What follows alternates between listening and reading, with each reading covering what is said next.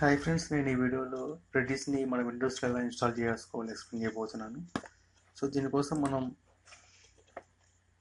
github.com/microsoft-archive/redis/releases ఈ లింక్ని కనుక మీరు ఓపెన్ చేసినట్లయితే కనుక ఇక్కడ రెడిస్ లింక్స్ అవైలబుల్ ఉంటాయి విండోస్ కోసం. సో మనం ఇక్కడ నుంచి ఏదైనా సరే ఒకదాన్ని డౌన్లోడ్ చేసుకోవచ్చు. ఇక్కడ వచ్చేసప్పటికి .msa ఫార్మాట్, జిప్ ఫార్మాట్లో డేటా లింక్స్ అవైలబుల్ ఉంటున్నాయి.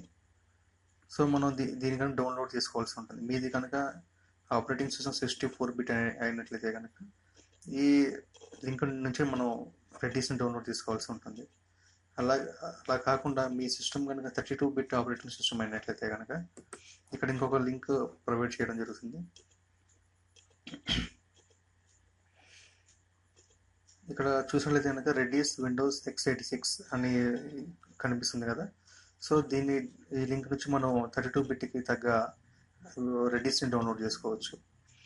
నాది విండోస్ 32 ఆపరేటింగ్ సిస్టమ్ అవడం వల్ల నేను దీన్ని డౌన్లోడ్ చేసుకోవడం జరిగింది.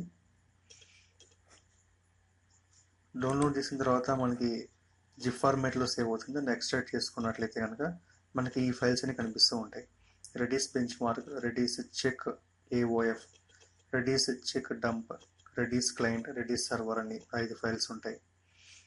సో మనం ఈ రెడిస్ని కనుక యాక్సెస్ చేసుకోవాలంటే కంపల్సరీగా మనం ఫస్ట్ ఈ రెడిస్ సర్వర్ని ఆన్ చేయాల్సి ఉంటుంది.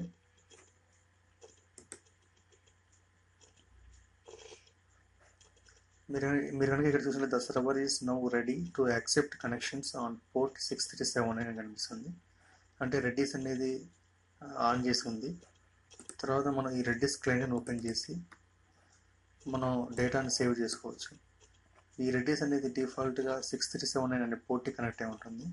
లోకల్ హోస్ట్ ఒక IP 127.0.0.1గా ఉంటుంది.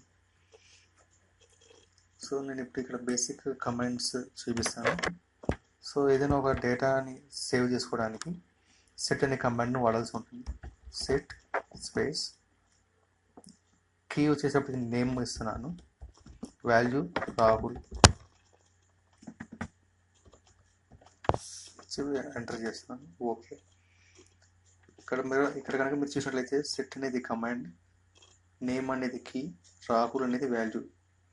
ఇప్పుడు ఈ నేమ్ అనే దానిలో ఏముందో చూసుకోవడం కోసం గెట్ అనే కమాండ్ని వాడాల్సి ఉంటుంది.